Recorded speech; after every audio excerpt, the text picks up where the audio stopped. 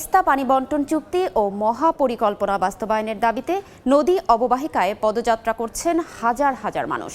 সকালে 10টায় শুরু হয়েছে এই পদযাত্রা। এতে অংশ নিয়েছেন তিস্তা অববাহিকার 115 কিলোমিটার এলাকার বিভিন্ন শ্রেণী পেশার নানা বয়সী মানুষ। এরপর সন্ধ্যায় রয়েছে মশাল মিছিল।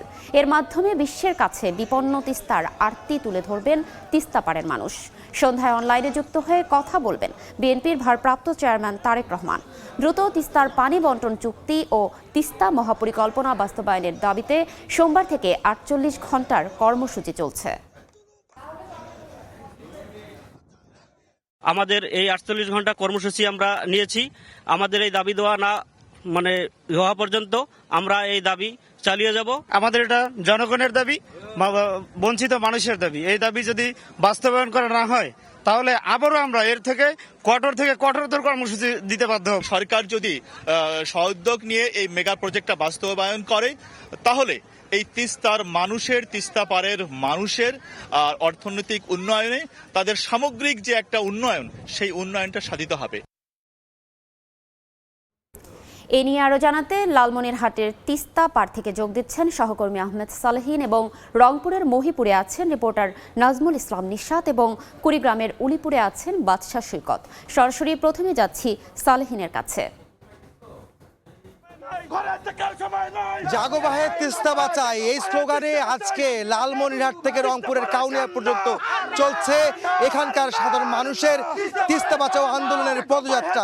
যে পদযাত্রা দেখছেন লাখো লাখো মানুষ জড়ো হয়েছেন তিস্তার পাড়ের, লক্ষ লক্ষ মানুষ এই পদযাত্রায় অংশ নিয়েছেন। যে পদযাত্রার অংশের ঘুরে রংপুর ঘুরে আবার লালমনিরহাটের দিকে তারা রওনা দিয়েছেন। লালমনিরহাটের তিস্তার চরে তিস্তার পানিতে তারা নেমে এর পরের কর্মসূচি হবে তিস্তা পানিতে নেমে সেখানে তারা প্লাকার্ড হাতে ভারতের আগ্রাসনের বিরুদ্ধে প্রতিবাদ জানাবেন এবং দাবি জানাবেন তিস্তার পানির ন্যায্য হিস্সা দেওয়ার জন্য। এবং একই সঙ্গে মহাপরিকল্পনা যে বাস্তবায়ন করার কথা রয়েছিল তিস্তার নদীকে সংরক্ষণের জন্য, সেই মহাপরিকল্পনা বাস্তবায়নের দাবি তারা জানাবেন।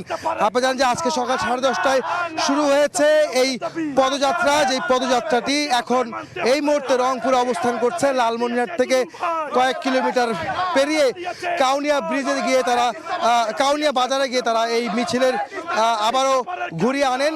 যে মিছিলটিকে তারা এখন নিয়ে যাচ্ছেন। মিছিলটি এখন লালমনিরহাটের দিকে আবার উদ্দেশ্য করে যাত্রা শুরু করেছে এই পদযাত্রাটি। আপনারা জানেন যে গতকালকে শুরু হওয়া এই পদযাত্রা আজকে দুদিন ব্যাপী এই কর্মসূচি চলছে, যার আজকে দ্বিতীয় দিন এবং শেষ দিন, যেটি আজ মধ্যরাত পর্যন্ত এই কর্মসূচি চলবে।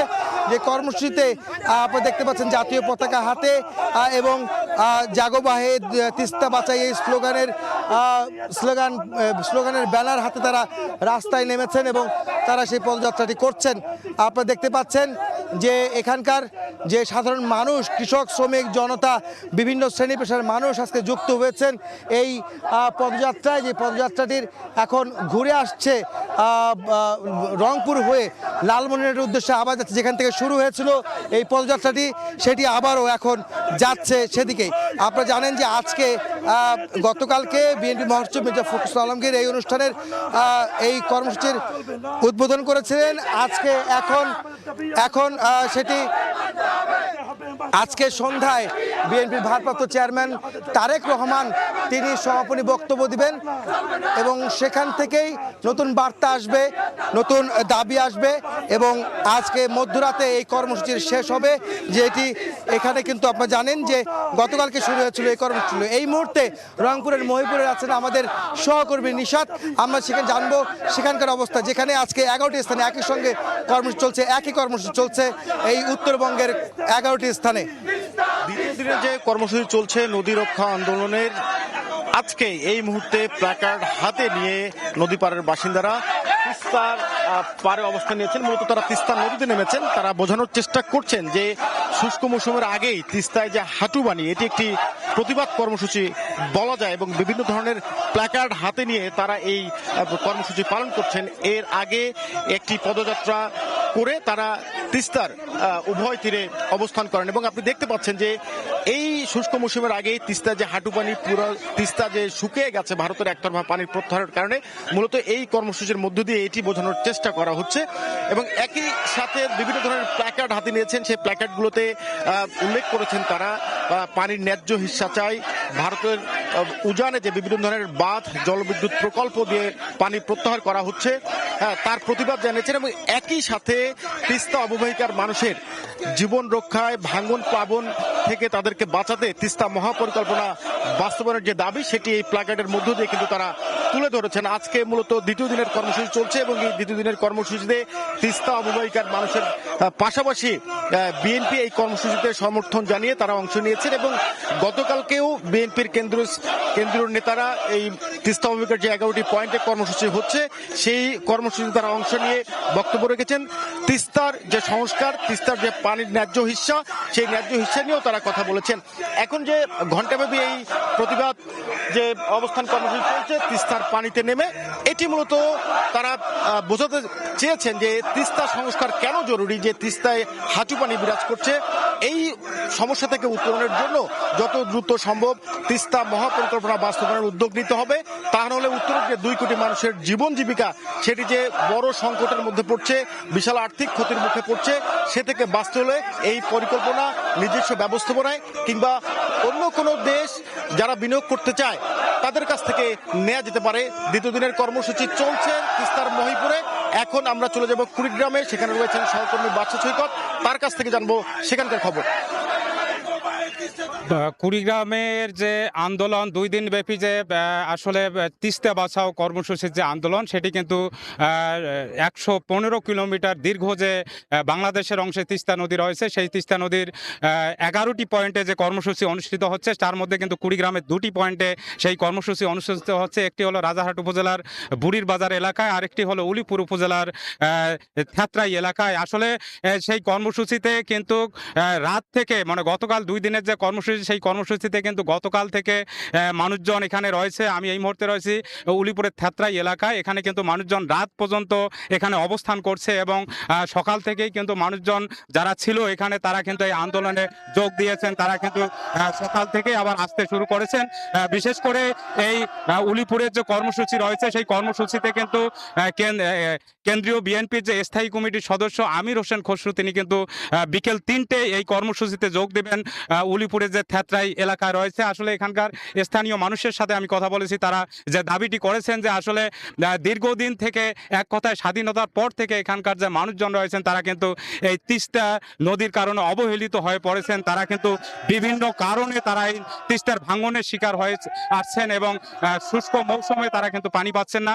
এসব দাবি কিন্তু দীর্ঘদিন থেকে করে আসলেও তাদের কোনো দাবি কিন্তু পূরণ হয়নি, যার কারণে কিন্তু এবারের যে 2 দিনের প্রতিবাদ সেই প্রতিবাদে তারা অংশ নিয়ে জানিয়েছেন তারা কিন্তু সেই তাদের যে দাবি সেই দাবি আদায়ের জন্য তারা কিন্তু চেষ্টা করে যাবেন এবং আমাকে যেটি জানিয়েছেন যে তারা বিভিন্নভাবে তাদের যে দাবি আদায় না হওয়া পর্যন্ত তারা কিন্তু সে আন্দোলন চালিয়ে যাবেন, অব্যাহত রাখবেন। আর একটি বিষয় হলো যে কুড়িগ্রামের যে তিস্তা নদীর অববাহিকার যারা মানুষজন রয়েছেন এখানে কিন্তু তিস্তা নদীতে প্রতি বছরই কাজ হয়, শুধু অস্থায়ী ভিত্তিতে কিছু কাজ হয়, যে কাজগুলো আসলে পানিতেই চলে যায়, এখানকার মানুষের কোনো উপকারে আসে না। এ কারণে কিন্তু এখানকার মানুষের যে দাবি আসলে মহাপরিকল্পনা যেটি বা মেগা প্রকল্প যেটি সেটি বাস্তবায়ন হলে এখানকার মানুষের জমি রক্ষা পাবে, তাদের ঘরবাড়ি রক্ষা পাবে, ফসল রক্ষা পাবে এবং নদীতে তখন কিন্তু কিছু পানি থাকবে, সেই পানিতে তারা চাষাবাদ করতে পারবে। এ ধরনের দাবির জন্য তারা কিন্তু এই অবস্থান কর্মসূচিতে অবস্থান নিয়েছেন এবং তারা সেই দাবিটি পূরণের আশা প্রত্যাশা করছেন। এই ছিল কুড়িগ্রামের তিস্তা পারের যে অবস্থান কর্মসূচি সর্বশেষ এই সময়। এখন আমরা জানবো যে গাইবান্ধায় রয়েছেন আমাদের সহকর্মী বিপ্লব ইসলাম, তার কাছে সেখানকার অবস্থান কর্মসূচির খবর জানতে সরাসরি চলে যাচ্ছে গাইবান্ধায়। মানুষ তারা কিন্তু আজকেও আন্দোলনে রয়েছেন। তারা যেটি বলছেন যে তিস্তা পানির যে ন্যায্য হিস্সা সেই ন্যায্য হিস্সা এবং তিস্তা মহাপরিকল্পনা বাস্তবায়নের দাবিতে কিন্তু তারা আজকে দ্বিতীয় দিনের মতো কর্মসূচি পালন করছেন। এরপর যেটি রয়েছে দুপুর 2টোয় তারা প্লাকেট নিয়ে তিস্তা নদীতে নামবেন এবং তারা প্রতিবাদ জানাবেন। পাশাপাশি তারা দুপুর 2টায় কিন্তু এই যে অনুষ্ঠানের আনুষ্ঠানিকতা সেটি কিন্তু শুরু করবেন। জেলা বিএনপির নেতৃবৃন্দ সহ যারা থাকার কথা রয়েছে তারা কিন্তু সেই প্রোগ্রামে থাকবেন। আজকে যদি জানিয়ে রাখি যে তিস্তা পারের মানুষ কিন্তু আমরা দেখছি যে সর্বস্তরের মানুষ কিন্তু আজকে এই আন্দোলন জনতার সমাবেশ যেটি সেই সমাবেশে একত্রিত হয়েছেন। তারা যেটি বলছেন যে দীর্ঘদিন থেকে তারা দুঃখ কষ্টের মধ্যে কিন্তু এই তিস্তা পারের মানুষ রয়েছেন। সেই শুকনো মৌসুমে মরুভূমির আকার ধারণ করে তাদের তিস্তা নদী এবং বর্ষায় কিন্তু দুকুল ছাপিয়ে তারা ভরা বর্ষার মধ্যে তাদের বাড়িঘর বিধ্বস্ত হয়, তাদের আবাদি জমি ফসল জমি নষ্ট হয়। তারা কিন্তু নিদারুণ কষ্টের মধ্যে তারা দীর্ঘদিন থেকে এই দাবি করে আসছেন তিস্তা মহাপরিকল্পনা বাস্তবায়নের। কিন্তু তৎকালীন যে সরকার ছিলেন, বিগত সরকার ছিলেন, তারা এই বিষয়ে উদ্যোগ গ্রহণ করেননি। তারা তখন থেকে কিন্তু এই তিস্তা মহাপরিকল্পনা নিয়ে আন্দোলন চালিয়ে আসছেন। তারা যেটি বলছেন যে তাদের এই আন্দোলন যতক্ষণ পর্যন্ত বাস্তবায়ন না হবে ততক্ষণ পর্যন্ত তারা ঘরে ফিরবেন না। তারা সন্ধ্যা থেকে নাটিকা অনুষ্ঠান সহ বিভিন্ন কর্মসূচির মধ্য দিয়ে কিন্তু তারা এই তিস্তা বাঁচাও যে আন্দোলন সেই আন্দোলনের কর্মসূচি কিন্তু তারা বাস্তবায়ন করবেন এবং তিস্তা পানির যে ন্যায্য হিস্সা সেটি দাবির আদায়ের জন্য এবং তাদের যে তিস্তা মহাপরিকল্পনা সেটি বাস্তবায়নের জন্য কিন্তু তারা লাগাতার কর্মসূচিও সন্ধ্যার পরে ঘোষণা করবেন বলে সেটি জানান। এই ছিল গাইবান্ধা তিস্তাপাড়ের হরিপুর থেকে সর্বশেষ খবর। সরাসরি যুক্ত ছিলাম লালমনিরহাট, রংপুর, গাইবান্ধা এবং কুড়িগ্রামে সহকর্মীদের সাথে।